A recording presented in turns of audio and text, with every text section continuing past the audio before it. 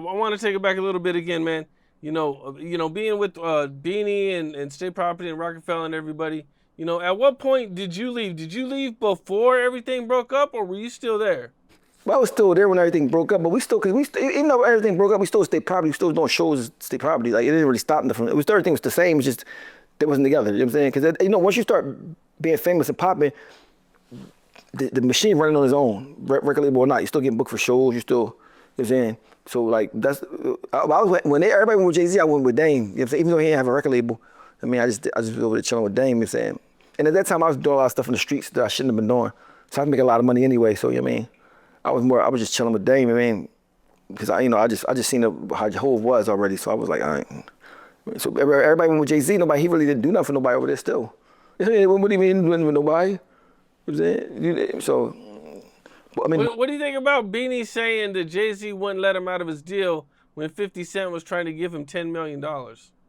Okay, and are you guys immediately talking about business at the time, or is he trying to see what's going on?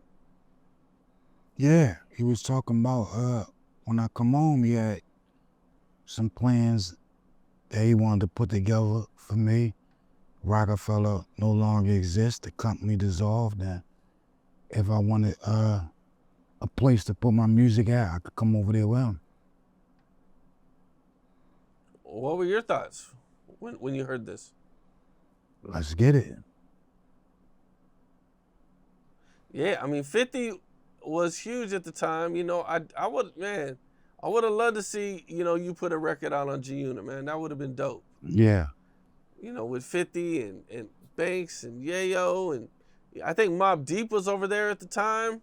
Yeah, he had like a nice plan. It wasn't just an album. He had a couple albums he wanted to do with me. He wanted to do, me and him do a project.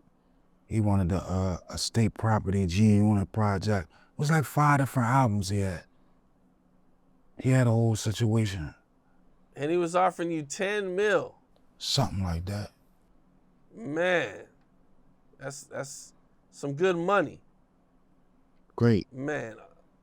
Okay, now you hear about this deal, you get out of jail, and you go talk to Jay. What's that like? I think I talked about that before in the interview.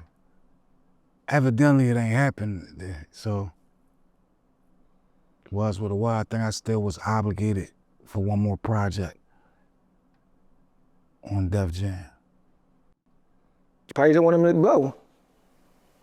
I can see that. I can see him not wanting. Bean's a good ass rapper, what he used to be before he lost his voice. I mean, he's still a good rapper, he just lost his voice. I mean, but he probably, 50 Cent probably would have made him blow. 50 Cent, 50 Cent doing songs with his artists. You know what I'm saying? And shit like that. He had a big name, so, Plus, 50 Cent, Jay-Z had a little feud. You know what I mean? I'm about $1, what the fuck is 50 Cent and all that. So, like, you know what I mean? So I can see him not wanting Beans to go over there. Man. Okay, and how did you find out everything was breaking up? You said you went with Dame, and what was it like with Dame after everything split? But Dame was still rich as shit back then, like super, super rich. Like, I mean, so, but I think you understand, Dame was like my big brother, my old head, like, you know what I'm saying? So, like, it wasn't even about, most time I was with Dame, it wasn't even about music. It was just like, I was soaking up game because everybody had some money already. So, like, it wasn't about, like, I was just chilling with him because I felt comfortable with him. Dame came to trial for me before, got on the stand for me in one of my cases. You know what I'm saying? So I had a good relationship with him. I still do to this day. You know what I'm saying? So, I felt more comfortable over there. I was only like 27 at the time. So, like, I was more looking for, like, family. You know what I'm saying? Like, then at that point, we've been around each other for a long time at that point. You know what I'm saying? So I was looking for family, like big brothers and stuff like that. So, at that point in my life, it wasn't much just about the record deal as it was about him having family. Because you already know how to get money now. God just shows how to get money. So it wasn't about the money. So I was just, roll with Dame. You had mentioned that, you were in Atlanta and you were facing some serious charges. What all can you talk about that a little bit? Like, this is some guy named Jimmy the Saint. This guy named Jimmy the Saint used to be my manager. He got caught up with some drugs. So to get out of that situation, he was just throwing people under the bus. He told the police the police in his neighborhood that I shot him and killed their cousin. And that's all it took for them to arrest me for it and try to give me a death penalty. And when they started looking for me, I ran because I didn't know what the case was about. So I just ran. I went down to Atlanta. when they caught me, I was in Atlanta, so I went to prison down there at first. You know what I'm saying? But I ended up beating it. I was in jail for a little while. I beat it, whatever. I mean, and the boy Jimmy, I didn't know the boy Jimmy the Saint told me until like 20 years later, but that's what that happened with that. So, you mean, that shit. So, you know, I was 100% innocent, man. It was a rough time in my life. They're trying to give me the death penalty for that shit. You know what I'm saying? Yeah, so. So wait, you said you didn't. Did you say you didn't find out till 20 years So later? I didn't find out the Jimmy the Saint told the whole to get the whole ball rolling because it's my old head. I thought he was my big brother. Like, I mean, so but the guy, so two guys got shot. One died, one didn't. The guy that didn't die, I called him like, yo. I kept trying to reach out to him, asking him why he's saying I did it. Then like 20 years later, like maybe like 5 years ago, he like, yo, bro, I'm gonna tell you what happened. Mind you, he's like, my neighbor came and said you did it. His neighbor was Jimmy the Saint. He said, give me a video, told me, then he said, bring the cops to my house so I can make a statement on you. Everything, yeah. So they completely set you up for it. Yeah, mind you, I don't even know nothing about. I don't know the person that got killed. I don't know him. None of that shit. You mean? Yeah. And why would the guy Jimmy the Saint do that to you? I don't know, bro. I don't know. I looked up to him. I hustled for him. I don't know. I think it was over a girl. My baby mom at the time. He liked her before I knew her. That's the only thing I could think of. You know, he's a sucker like that, bro. And he tried to not be in a rat when I got the pictures. He was taking pictures in the studio for the FBI and all that. I got all that shit. Like, he's really a bona fide rat, bro. You know what I'm saying? Okay, and so you didn't find out for a long time after you already beat the case that he was a snitch? Were you guys still friends during that time? Well, we wasn't friends. Like, we was all right. You know what I'm saying? We was all right, but I had to, because I know he told on my other friend, my homie Duke, so that's why we wasn't like close like that no more. But before that, he the person that put me in the studio and everything. Like, that's the person that did a lot for me.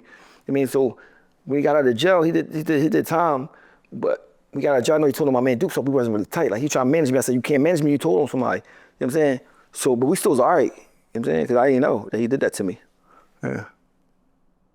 That's crazy, man. Yeah. And how'd you actually beat the case? But the guy, I wasn't, they never was even let me in and get in the courtroom. It's a way in Philly, if you got a murder, if you don't get in, they give you a 6-month date later to come back. So you be sitting in jail just waiting to get in court. So when I finally got in the court, the guy finally seen me in real life. The one that got shot 5 times. He's like, man, that ain't him, he too tall. It was like that. It's like, what? But the DA and the judges, they thought I paid him off. So they held it against me. Like, you either paid him off or threatened him. Because he said it was you, now he said it's not you. Held that against me. I mean, then they locked me up for robbery after that, and I got found convicted of that. Like, they was like, they even though the boss said I didn't do it, they still feel like I did it. I mean, they feel like I was lying, so, I mean, that shit fucked my life. That shit put a whole monkey wrench in my whole life. That shit, I mean, it made me convicted for all that shit. Just was bad. He fucked my life up with that shit, bro. Like, it didn't make it look like I just go to jail for dumb shit all the time, but I was 100% innocent. You know what I'm saying? So that shit was like it was a roller coaster. Then mind you, while I'm on the run, I'm watching State Property on Saturday Night Live, performing with Jay-Z, right? Yeah, I'm like, the hell, I'm supposed to be Dang. Yeah, you know what I mean? So. Well, man, I'm glad you made it out of that. That's a pretty wild story, bro, to be accused of something like that. Yeah, that shit was hurtful, bro. That shit hurt bad. What's up? This is Cam Capone. We got more content like this coming soon, so hit that like button, subscribe, and stay locked in to Cam Capone News.